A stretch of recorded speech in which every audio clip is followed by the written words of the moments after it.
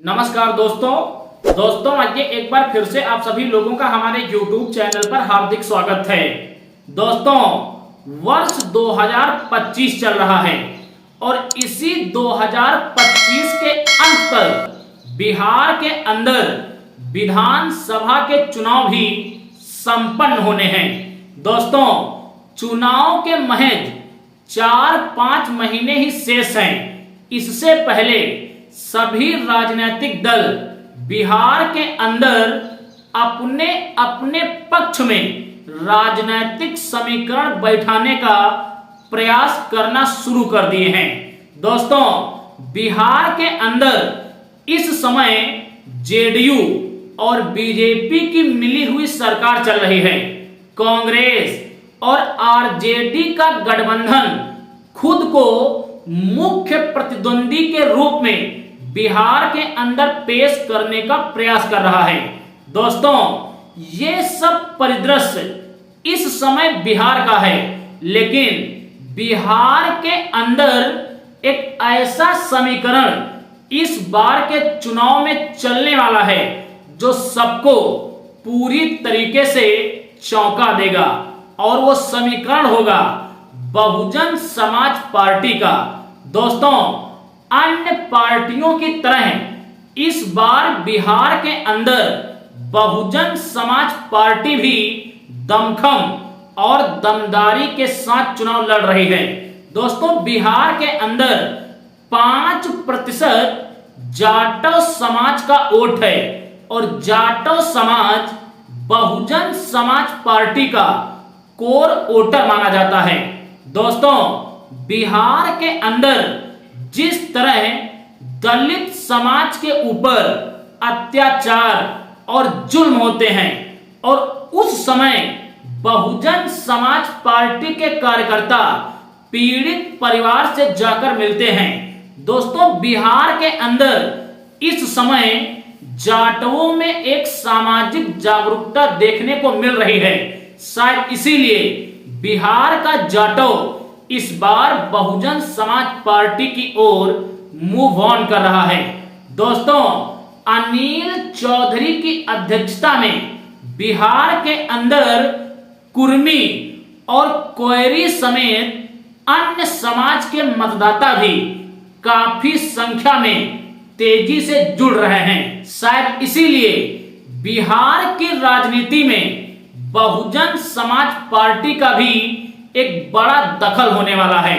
दोस्तों, ये बात सिर्फ इस बार के चुनाव की ही नहीं है, बल्कि पिछले चुनावों के रिकॉर्ड भी ये बोल रहे हैं कि बिहार की राजनीति में बहुजन समाज पार्टी का अपना एक अलग ही रुतबा रहा है। इसके लिए मैं आपको समझाने का प्रयास करूंगा।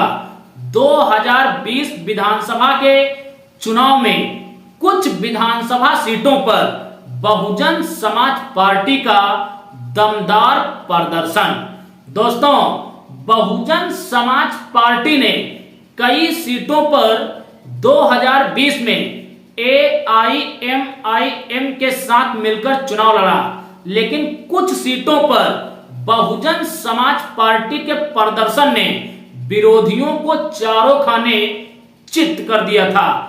इनमें सबसे पहली सीट है चैनपुर की, जहां पर बहुजन समाज पार्टी को 95,245 वोट मिली थी और यहां पर बहुजन समाज पार्टी के प्रत्याशी मोहम्मद जमा खान चुनाव जीते भी थे, लेकिन बाद में जमा खान जेडीयू में शामिल होकर मंत्री बने और सत्ता का सुख भोगने लगे। दोस्तों, इस बार जमा खान जेडीयू से चैनपुर के प्रत्याशी होंगे, लेकिन बहुजन समाज पार्टी का प्रत्याशी भी जेडीयू के प्रत्याशी को यहां पर इस बार फिर से तगड़ी फाइट देता हुआ नजर आएगा। दोस्तों, दूसरी सीट है रोहतास की रामगढ़।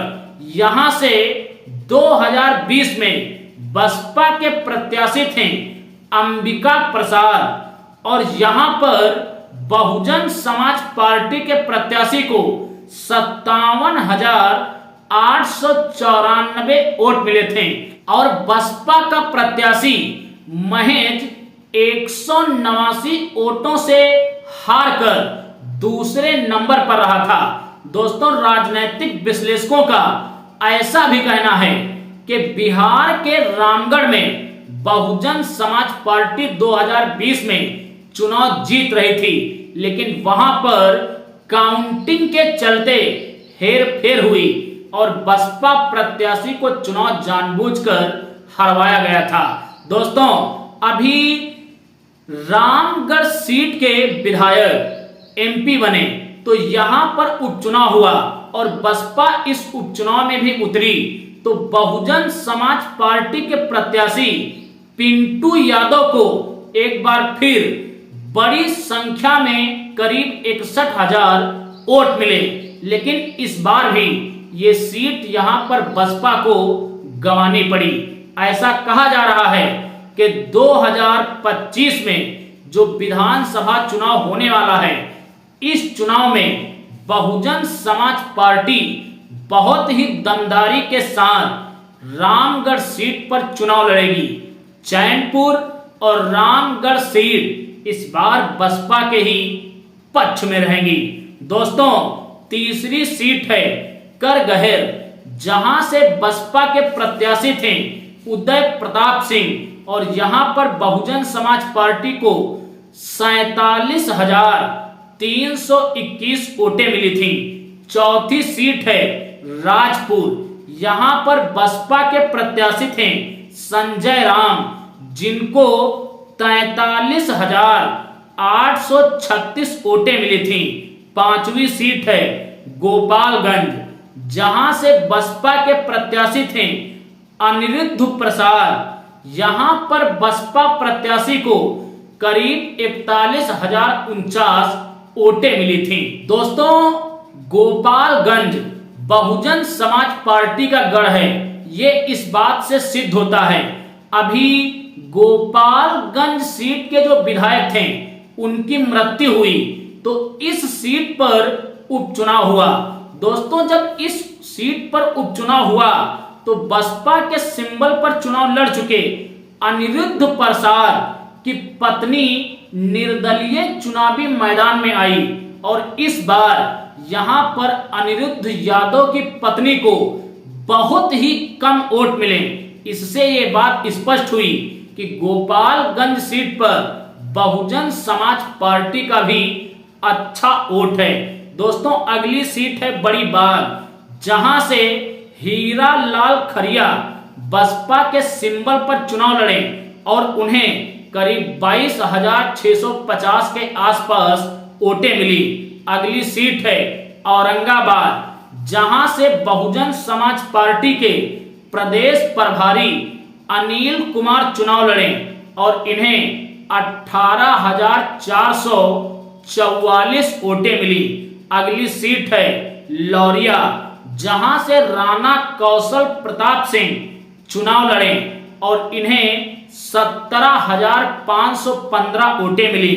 अगली सीट है गुरुआ, जहां से राघवेंद्र नारायण यादव बसपा के सिंबल पर चुनाव लड़े और इन्हें करीब 15,235 वोटें मिली। अगली और 10वीं बड़ी सीट है रफीगंज, जहां से बसपा के सिंबल पर रंजीत कुमार चुनाव लड़े और इन्हें भी करीब 15,000 के आसपास वोटें मिली। तो दोस्तों, बिहार के अंदर ये वो 10 सीटें मैंने आपको बताई जहां पर बहुजन समाज पार्टी के प्रत्याशियों को 15,000 से लेकर 1 लाख तक वोट मिले और एक सीट पर बहुजन समाज पार्टी के प्रत्याशी को एक अच्छी और शानदार जीत भी मिली। दोस्तों, ये सभी वो विधानसभा की सीटें हैं जो उत्तर प्रदेश से सटी हुई हैं और इन सीटों पर दलित मतदाताओं की संख्या कहीं ना कहीं भारी है। दोस्तों, एक बार फिर बहुजन समाज पार्टी इन सीटों पर दमदारी के साथ चुनाव लड़ रही है। दोस्तों, सिर्फ 10 ही नहीं बल्कि करीब 25 से 30 सीटें हैं जहां पर 2020 के चुनाव में बसपा के प्रत्याशी को करीब 5,000 से लेकर 15,000 के आसपास वोटें मिली थी। तो 30 सीटों पर बहुजन समाज पार्टी इस बार मजबूती के साथ चुनाव लड़ने जा रही है और बसपा के नेशनल कोऑर्डिनेटर रामजी गौतम का यह मानना है कि इन्हीं 20-22 सीटों की बदौलत इस बार बिहार के अंदर बहुजन समाज पार्टी सभी को चौंकाकर सत्ता का हिस्सा बनेगी। बाकी मेरा ये विश्लेषण और मेरी ये जानकारी आपको कैसी लगी? बिहार के अंदर बसपा को लेकर आप क्या सोच रहे हैं? कमेंट्स में अपनी प्रतिक्रिया जरूर दें। हम मिलेंगे एक अगले वीडियो में एक अगले मुद्दे के साथ। तब तक के लिए आप सभी को मेरा सादर जय भीम, जय भारत, जय संविधान।